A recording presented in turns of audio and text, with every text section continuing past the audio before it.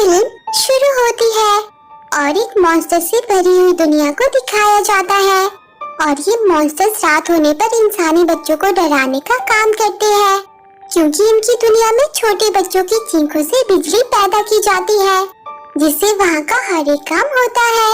और फिर प्यारे मॉन्स्टर सल्ली और उसके दोस्त माइकी को दिखाया जाता है।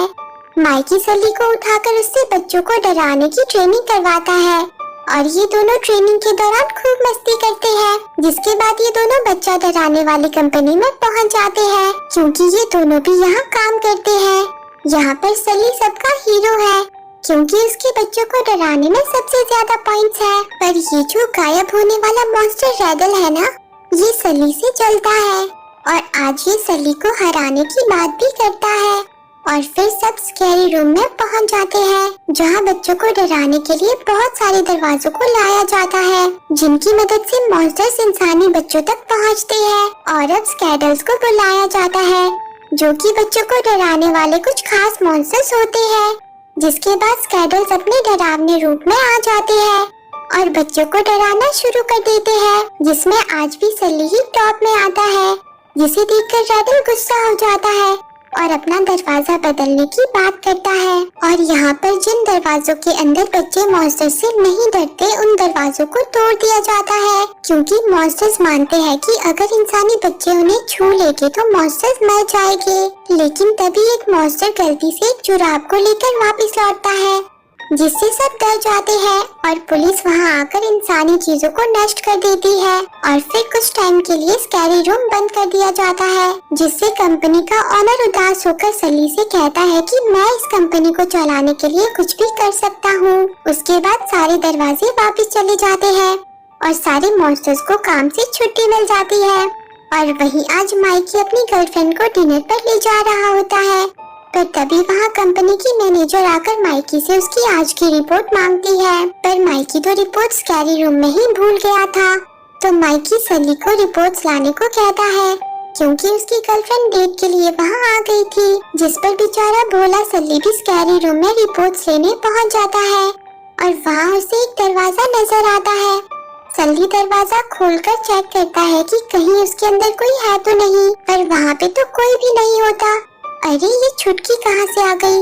हमारी तरह सल्ली भी छोटी बच्ची को देखकर चौंक जाता है और उस बच्ची को वापस दरवाजे के अंदर भेज देता है पर वो बच्ची सल्ली के पीछे ही चिपक जाती है।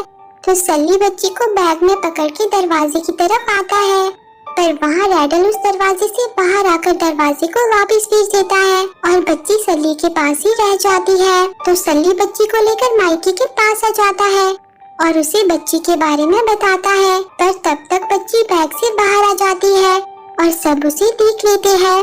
वहाँ वो छुटकी खूब धमाचौकड़ी मचाती है। सल्ली और माइकी उसे किसी तरह पकड़ के अपने घर ले आते हैं और बाहर पुलिस उस बच्ची को ढूंढ रही होती है। सल्ली बच्ची को खेलने के लिए माइकी का डैडी दे देता है पर माइकी उससे उसे छीन लेता है जिस वजह से वो बच्ची रोने लग जाती है।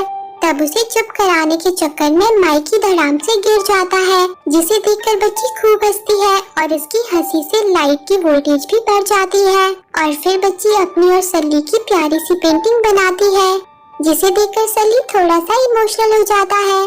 फिर सल्ली उसे अपने कमरे में सुलाने के लिए ले जाता है जहाँ वो देखता है कि वो बच्ची किसी से डर रही है। तब वो बच्ची सल्ली को रैडल की पेंटिंग दिखाती है जिससे सल्ली को समझ आ जाता है कि रैडल बच्ची को डराने वाला मॉन्स्टर है। तो सल्ली बच्ची को विश्वास दिलाता है कि यहाँ वो मॉन्स्टर नहीं है, तुम सो जाओ, जिससे बच्ची सो जाती है। और अब सल्ली माइकी से कहता है कि मुझे वो बच्ची खतरनाक नहीं लगी, हम उसे उसके दरवाजे से दोबारा वापस भेज देंगे, फिर सब ठीक हो जाएगा। फिर सल्ली और माइकी उस बच्ची को सोफे की कवर पहनाकर छोटू सा मॉन्स्टर बना देते हैं और उसे डराने वाली कंपनी में ले आते हैं जहां माइकी बच्ची के दरवाजे की चाबी लेने चला जाता है और सल्ली और बच्ची छुपन छुपाई खेलने लगते हैं। पर तभी वहां रैडल और उसका चमचा आ जाते हैं जो कि उसी बच्ची को ढूंढ रहे होते हैं। वहाँ रैडल अपने चमचे से कहता है कि तुम मशीन तैयार रखो, मैं उस बच्ची को ढूंढ लूंगा। फिर वो दोनों वहाँ से चले जाते हैं। पर अब सल्ली माइकी से कहता है कि वो किस मशीन की बात कर रहे थे, हमें बच्ची को जल्दी से वापस भेजना होगा। जिसके बाद वो स्कैरी रूम में आ जाते हैं जहाँ माइकी किसी गलत दरवाजे को बुला लेता है, जिसे देखकर सली कहता है कि ये तो बू का दरवाजा नहीं है, उस पर फूल बने थे और वो सफेद रंग का था। बेचारे सली ने उस बच्ची का नाम बू रख दिया था, पर तभी बू वहाँ से गायब हो जाती है तो वो दोनों उसे ढूंढने निकल पड़ते हैं। जहाँ माइकी को रैडल मिलता है, वो उससे बच्ची के बारे में पूछता है, जिस पर माइकी कहता है कि सब तुम्हारी गलती है, तुम ही इतनी रात में दरवाजे के अंदर जाकर चीटिंग कर रहे थे। तब रैडल उससे कहता है कि अच्छा ठीक है, अब आधे घंटे में वो दरवाजा वापस आएगा तो तुम उस बच्ची को वापस भेज देना। और वहाँ बेचारी सली को लगता है कि वो कचरे की मशीन में जाकर मर गई है तो वो बहुत उदास हो जाता है, पर तभी उसे वो दिख जाती है। वो उससे कहता है कि मुझे छोड़कर कभी मत जाना मेरी प्यारी नन्ही गुड़िया। जिसके बाद माइकी उन दोनों को दरवाजे के पास ले आता है और कहता है कि रैडल ने सही कहा था, पर रैडल का नाम सुनकर वो डर जाती है और सली को भी रैडल पर विश्वास नहीं होता। तब माइकी उन्हें विश्वास दिलाने के लिए खुद दरवाजे के अंदर चला जाता है, जहाँ रैडल माइकी को वो बच्ची समझ के पकड़ लेता है और उसे अपने साथ ले जाता है। ये देखकर सली और बू भी रैडल का पीछा करते हैं और रैडल माइकी को अपने खुफिया अड्डे में ले आता है, जहाँ वो उस पर एक्सपेरिमेंट करेगा। पर बच्ची की जगह रैडल माइकी को देखकर गुस्सा हो जाता है, वो माइकी पर ही मशीन को चला देता है, पर तभी सली आकर माइकी को वहाँ से बचा लेता है। माइकी और सली बू को लेकर कंपनी के मालिक के पास पहुँच जाते हैं, जहाँ कंपनी का मालिक सली को नए मॉन्स्टर्स को डराने की ट्रेनिंग देने को कहता है तो सली जोर से गिराता है, जिसे बू भी देख लेती है और वो बहुत डर जाती है। बू रोते हुए कंपनी के मालिक के पास छुप जाती है और माइकी मालिक को रैडल के बारे में सब बता देता है, पर मालिक तो खुद ही रैडल के साथ मिला हुआ होता है, इसलिए वो सली और माइकी को देश निकाला दे देता है। जहाँ माइकी सली पर गुस्सा होता है और वो दोनों आपस में ही लड़ पड़ते हैं, लेकिन तभी वहाँ एक हिम मानव आ जाता है और उन दोनों को अपने घर पे ले आता है और उन्हें बताता है कि ये जगह बहुत ही अच्छी है और यहाँ एक इंसानी गांव भी है, जहाँ जाने के लिए बस 3 दिन लगते हैं। ये सुनकर सली के दिमाग में एक आइडिया आता है और वो माइकी से कहता है कि हमें आज ही वहाँ जाना होगा और सली लकड़ियों से ही स्केटिंग कार बनाने लगता है। वहाँ माइकी उसे रोकने की कोशिश करता है, पर सली उसकी एक भी बात नहीं सुनता और वहाँ से निकलकर बड़ी मुश्किल से इंसानी गांव तक पहुँच जाता है और वहाँ से सीधा स्कैरी रूम में आ जाता है और बू को बचाने निकल पड़ता है। वहीं रैडल ने बू को मशीन में पकड़ा होता है। रैडल और कंपनी का मालिक बहुत सारे बच्चों की चीखों को इकट्ठा करके आने वाले समय में वो मॉन्स्टर्स के पूरे प्लेनेट पर राज करना चाहते हैं, पर तभी सली वहाँ आकर उनकी बनाई मशीन को तोड़ के बू को बचा लेता है। पर रैडल गायब होकर सली की पिटाई शुरू कर देता है और तभी माइकी भी वहाँ पहुँच जाता है। वो सली से माफी मांगता है कि मुझे थोड़ा सा गुस्सा आ गया था और वो बर्फ का गोला रैडल पे भी मारता है। तब सली भी रैडल की चटनी बना देता है। फिर वो तीनों एक बार फिर से स्कैरी रूम पहुंच जाते हैं, पर रैडल अभी भी उनका पीछा नहीं छोड़ता।